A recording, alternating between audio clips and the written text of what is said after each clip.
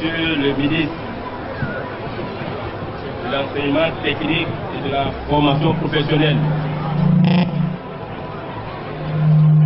Monsieur le préfet de Logou, Monsieur les représentants des préfets de l'Est-Mono et de l'Agné, Monsieur le président de la délégation spéciale de la ville d'Atabamé, honorables députés à l'Assemblée nationale, vénérés chefs traditionnels, chefs de service à vos rangs et titres respectifs, Messieurs les producteurs, les festivaliers, Mesdames les restauratrices et les dames alémans, chers frères et sœurs, chers invités.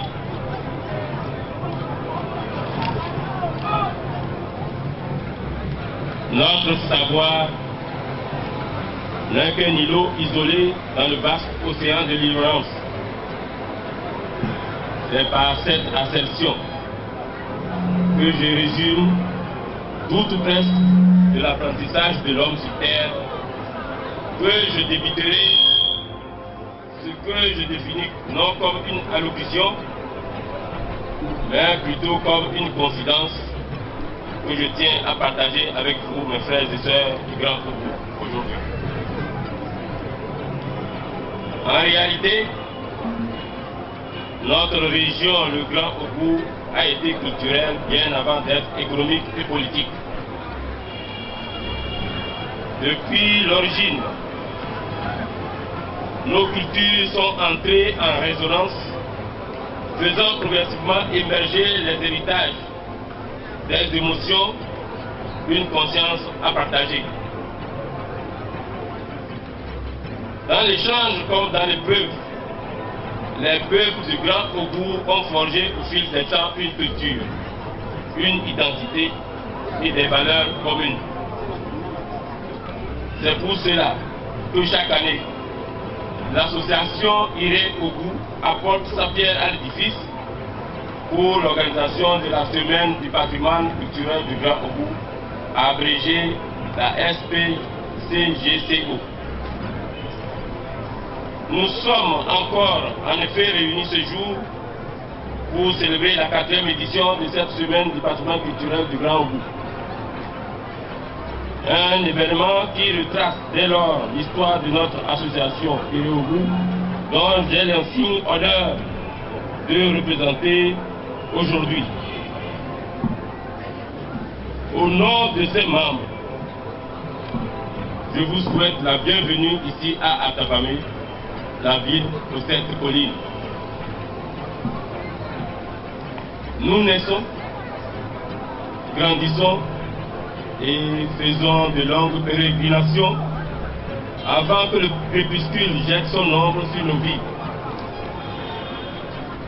Toute personne que nous rencontrons au cours de ce long voyage, même plus petit que soit, laisse une trace dans notre existence pour peu que nous ayons eu un contact direct ou indirect avec celui-ci. L'apprentissage même, si elle n'est jamais complète, passe par le partage, le donner et le recevoir. Ce partage a construit nos traditions et coutumes. Et c'est cet héritage laissé par nos ancêtres que nous honorons et célébrons en ce jour et tout au long de cette semaine, sous le thème « La semaine du patrimoine, maillon de l'unité et du développement ». Nul ne l'ignore que nous traversons dans le Grand Ogooué depuis un certain temps une période de turbulence économique, une turbulence de l'atmosphère d'un vivre ensemble. Bref, un problème de leadership. Pour sortir de cette crise, il nous faut nous rapprocher les uns des autres, échanger des idées et mettre ensemble nos forces pour maintenir notre barque à flot. L'unité rend courageux et le courage prodigue la force pour aplanir les sentiers les plus escarpés. nous devons, si nous voulons nous hisser au sommet d'une promotion continuelle et active de l'unité, point sur lequel je mets un accent particulier et fort, car c'est le seul moyen de sortir d'une crise. Nous devons regarder dans la même direction si nous voulons nous dépasser pour arriver à un accomplissement certain. Tout comme nos pères nous ont laissé un héritage, il est de notre devoir d'en laisser également un pour les générations à venir. Vous conviendrez sans aucun doute avec moi que nous voulons tous ce qu'il y a de mieux, sinon de meilleur pour nos enfants, et pour léguer un héritage inestimable, nous devons d'ores et déjà semer les graines de la richesse. Cette semence passera par l'affranchissement de la misère. Cet affranchissement résultera du travail acharné, du compromis, de la tolérance. Et je ne cesserai de l'évoquer, de l'unité. En tout état de cause, l'association Iré au bout fait preuve déjà d'un effort et d'un dynamisme qui la conduiront inévitablement à l'émergence. La célébration de notre patrimoine culturel s'étendra sur la semaine en cours et sera épique de et haute en couleur au vu des programmes à l'affiche. Les programmes se définissent comme suite. En première partie, nous prendrons part à une foire alimentaire qui se déroule actuellement et s'achèvera à la fin de la semaine prochaine. Foire au cours de laquelle les producteurs agricoles présenteront les fruits de leur labeur et nous entretiendrons sur diverses techniques de production vivrière et l'élevage, avicole, bovin, etc. Les meilleurs producteurs se verront ainsi récompensés, ceci dans l'optique de les encourager à améliorer leur travail, à redoubler d'ardeur à la tâche et à passer du rudimentaire à la nouvelle technique culturelle, pourquoi pas à l'industriel avec une note écologique. Les exposants auront également l'opportunité de faire connaître des produits et revisiter entre autres d'anciens mets aussi variés qu'authentiques de notre belle région. Ce qui, je crois le pari, va certainement nous ravigoter et charmer par la même occasion les papilles de plus d'œuvres. À la fois succédera la deuxième partie de la célébration qui est la fête de la musique à travers le festival de la danse, le festival des danses folkloriques les 21, 22 et 23 août 2018. Comme nous le savons tous, la musique adoucit les mœurs. Et je rangerai en disant que c'est un langage universel qui rassemble les peuples.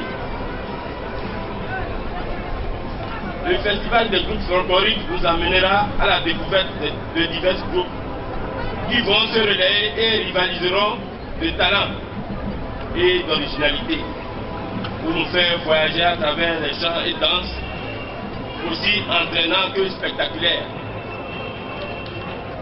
Nous aurons une fois de plus l'occasion de primer les meilleurs prestataires au cours de cette célébration.